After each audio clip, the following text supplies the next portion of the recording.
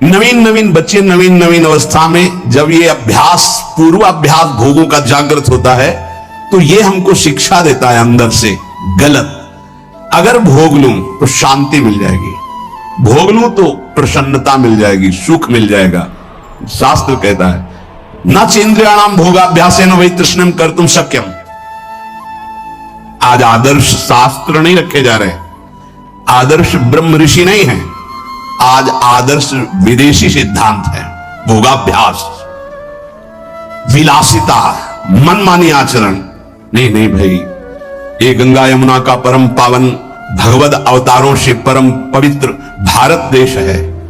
यहां धर्म प्रधान और मोक्ष पदवी प्राप्त करना केवल इसी क्षेत्र में है और नहीं है, ध्यान रखना। ये भारत भूमि का विधान केवल है, अन्यत्र तो भोगाभ्यास है, यहां योगाभ्यास है। अंदर अपनी इंद्रियों का दमन करके, मन का दमन करके परमात्मा आनंद में मगन होने वाला ये भूमि यहां की शिक्षा देती है, यहां के ब्रह्म ऋषियों की ये शिक्षा है। ये भ्रम हटा दीजिए, ये महाबैरी महापापी कभी ना घाने वाला काम हमारी बुद्धि को भ्रष्ट करके प्रेरणा देता है। इसे भोग लूं, ये सुंदर, इसे भोग लूं, ये वस्तु भोग लूं, ये व्यक्ति भोग लूं। भोग लो, कितनी बार मर चुके हो भोग भोग के, इस बार भी मर जाओगे, कुछ हाथ नहीं लगने वाला। देख लो, अनंत बार भोग चुके, अनंत बार क्या क्या नहीं बने होंगे, क्या क्या नहीं भोगे होंगे। इसी जन्म में देख लो क्या क्या नहीं भोग रहे हो, क्या क्या नहीं भोग लिया, क्या है आपके पास। शास्त्र की आज्ञा मानोगे तो सुखी, शांत और महान बन जाओगे। न चेन्द्रियाणाम भोगाभ्यासेन वै तृष्णम कर्तुम शक्यम। नहीं सामर्थ्य है इंद्रियों की कि तुम्हें भोग में शांति प्रदान कर दे, नहीं है। त्यागात् शांतिरनंतरम। अधर्म पूर्वक भोगा हुआ भोग तृष्णा को बढ़ाकर नरकगामी बना देता है। अशांत चित्त, घोर दुख में जीवन। क्या समझते हो, तुम्हारा अविनाशी शरीर है, कर लो मनमानी। अभी गांठ दर्द, कमर दर्द, आंखों से दिखना कम, चक्कर, न जाने कितनी कमियां पैदा हो जाएगी। गृहस्थी लायक नहीं रहोगे, संसार की सेवा लायक नहीं रहोगे। करो भोगाभ्यास, करो मनमानी आचरण, तो खुद देख लो तुम्हारा स्वभाव क्या होता है, तुम्हारा प्रभाव क्या होता है उस कर्म का, आगे खुद देख लीजिएगा। अब सावधानी की बात करें। ये तो भोगाभ्यास मनु विवर्धन्ते रागाः कौशलम चेन्द्रियाणाम।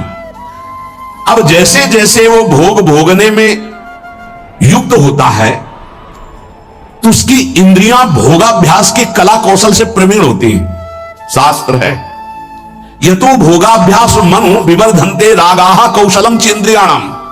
ऐसे भोगा, वैसे भोगेंगे, ऐसे भोगेंगे, ऐसे भोगेंगे, ऐसे सुखी हो जाएंगे। वहां चल के वो भोगा शक्ति, विषया शक्ति उसकी प्रबल होती चली जाती और अशांति, भोग की चाह प्रबल होती चली जाती है।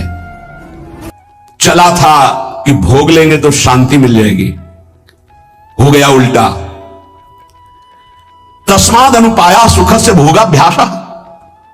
सुख की खोज चलने वृत्ति आई थी कि चलो भोग भोगेंगे, सुखी हो जाएंगे। कहा वही तृष्णम कर्तुम शक्यम। तृष्णा बढ़ गई, इसकी सामर्थ्य है भोग की, वो शांति प्रदान कर सके। न जातु कामः कामानाम उपभोगेन शाम्यति हविषा कृष्ण वर्तमेव भूय एवाभि वर्धते। जो भोगों की लालसा करके भोगों के भोगने में लगा हुआ सोचता है कि शांति मिल जाएगी, तो ऐसे जैसे अग्नि को सुहाती हुई घी की आहुति दो, कभी वो अग्नि बुझेगी, बढ़ती चली जाएगी। हविषा कृष्ण वर्त में वो भूये एवाभिवर्धते। वो कामाग्नि प्रचंड ज्वाला रूप रख लेगी और भयंकर पाप कराएगी जो तुम सोच भी नहीं सकते, वो तुमसे सोचवाएगी और वो करवाएगी। ये पाप प्रवृत्ति काम के द्वारा। हुआ क्या, बोले सा खलवयम वृश्चिक विष भीतम इवासी विषेण दष्टो यह सुखार्थी विषयानुवासितो महत दुख पंक्ति निमग्न थी। बीछी के डंक के जहर से बचने के लिए विषधर कोबरा के मुख में हाथ डाल दिया। उल्टा हो गया। क्या, हृदय में पहले जलन हुई थी भोग वासना की, तो उसको तो सह नहीं पाया, ये था बीछी के डंक का जहर। और भोग भोगने में उतर गया तो बोले कोबरा के मुख में हाथ डाल दिया, भारी विष धर के। अब तो जहर चढ़ गया, पता नहीं कितने जन्मों में उतरेगा जहर ये भोग वासना का। इसलिए महती दुख पंके निमग्ने वेश्यानुवासितो महति दुख पंके, महत दुख में फंस गया, पंख माने कीचड़, महत दुख में फंस गया, वो निकलना बड़ा कठिन। ये दलदल है भोग वासना का, इससे निकलना बड़ा कठिन है। गुरु कृपा से निकल चुके हो तो पीछे कदम मत बढ़ाना। तुम्हें दिखाई दे रहा है बड़ा कोमल भूमि, नीचे इतना दलदल है कि निकल नहीं पाओगे। श्री भगवान कह रहे हैं कामना की पूर्ति से लोभ उत्पन्न होता है। जिम प्रति लाभ लोभ अधिकाई। आज ये भोग भोग लिया, बड़े खुशी हो गए, अब ये भोग भोगेंगे, ये भोग भोगेंगे। ये पता नहीं कि ये कर्म इतने बलवान होते जा रहे हैं। जो हमारे कर्म हैं ये हमें विध्वंस कर देंगे, भोगने लायक नहीं रखेंगे। समय देख लेना, जब समय आएगा दंड देने के लिए, आप लोग देखते हुए भी नहीं देखते हैं। संसार में सब देख रहे हैं, फिर भी आप नहीं देखते हैं, अंधे बन रहे हैं, विवेक शून्य है। इसलिए कर्म का क्या दंड मिल रहा है आप देख रहे हैं। गाना बज रहा है, 5 लोग बैठे मस्ती से, नौजवान, गाड़ी एकदम चल रही रफ्तार से, वो शासन बिगड़ गया और एक्सीडेंट हुआ, दरे पे मृत्यु हो गई। क्या है, उनको 1 सेकंड पहले पता नहीं मैं झूम रहा हूं, मेरा आखिरी झूमना होगा, अब अगला जन्म किस योनि में जाएगा पता नहीं है। मदिरा की उन्मत्तता, रजोगुण चढ़ा हुआ, तमोगुण की ज्वाला हृदय में जला रही, नष्ट हो गया शरीर। न भगवत चिंतन, न क्या कीमती मनुष्य जीवन का दुरुपयोग। ये कामना की पूर्ति के लिए नाना प्रकार की कुचेष्टाएं पैदा हो जाती हैं। कैसे कैसे नारकी गतियां, यही नारकी गतियां, कैसी कैसी राक्षसी बुद्धि सवार हो जाती है। एक नादान बच्चा है जिसको अपने हित हित का पता नहीं है, ऐसी ऐसी चेष्टाएं मार के फेंक दिए। ये राक्षस, तेरे शरीर में एक सुई चुभे तो तुझे इतना कष्ट महसूस होगा, और उसके शरीर को जला दिया, नष्ट कर दिया, काट के फेंक दिया। क्या हुआ, ये महान पाप कराने वाला राक्षस काम उसकी बुद्धि पे सवार है। कामेश क्रोधेश रजोगुण समुद्भवा महासनो महापापमा विध्येन में वैरिणम। ये दुश्मन, अंदर से इस दुश्मन को देखो। ये कामना संपूर्ण पापों, संतापों, दुखों और जन्म मरण की जड़ है। ये काम, ये कामना। कामना वाले व्यक्ति को जागृत में सुख मिलना तो दूर रहा, स्वप्न में भी कभी सुख नहीं मिल सकता। काम अछत सुख सपने हो नहीं। जो चाहते हैं कि हमें कभी दुख ना मिले, कभी चिंता, कभी शोक, कभी भय ना मिले, तो एक काम से बचो। पाप कराने की मूल जड़ काम है, और पाप से ही दुख, चिंता, भय, शोक, नाना प्रकार की नारकी गतियां मिलती हैं।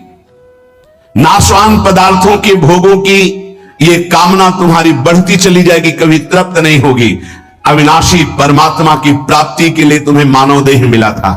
यहां उदाहरण विदेश से नहीं दिया जाएगा कि वो बड़े सुखी हैं। तुम्हारी बुद्धि सुख को जानती है क्या? जब हमारे देश की भक्ति और ज्ञान का जरा सा किनका मिला तो वेश बदल लिया, देश बदल लिया, और हमारे भारतीय संतों के सामने घुटने टेक करके, याचना करके ज्ञान और भक्ति की भिक्षा मांगते नजर आए, जिनको तुम सुखी कह रहे हो। प्रमाद में सुखी होना और ज्ञान में सुखी होना, भक्ति में सुखी होना, यह अंतर है। लौकिक उन्नति कोई उन्नति नहीं है, आध्यात्मिक उन्नति के साथ लौकिक उन्नति का महत्व है। यदि आध्यात्मिक उन्नति नहीं है, लौकिक उन्नति, तो पशुता और राक्षसी बुद्धि बढ़ती चली जाएगी। देख लेना, वही हो रहा है।